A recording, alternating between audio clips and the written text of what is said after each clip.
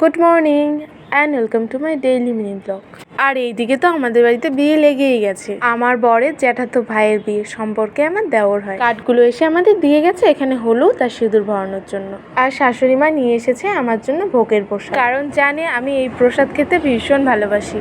সন্ধেবেলা কি খাবো ভাবতে ভাবতে রান্না করে চলে গেলাম। আর একটা সুজির প্যাকেট পেলাম, ভাবলাম একটু ঝাল সুজি করে খাই, কিন্তু কপাল দেখো একটা পেঁয়াজও ঘরে নেই। কি আর করা যাবে, সুজি তো আর খাওয়া হলো না, তাই দেরি না করে বাটিতে একটু ভোগের প্রসাদ নিয়ে খেয়ে ফটাফট রেডি হয়ে নিলাম। যাবো একটু জেঠুদের বাড়ি, ওদের বাড়ি কীর্তন আছে তো। আমার বর বলে সুন্দর হওয়ার চেয়ে সৎ হওয়া বেশি প্রয়োজন। মানুষ সৌন্দর্যের কদর করে কয়েক বছর, কিন্তু সততার সম্মান মৃত্যুর পরেও। বলতে চলে এলাম এই বাড়িতে কিছুদিন পরেই বিয়ে।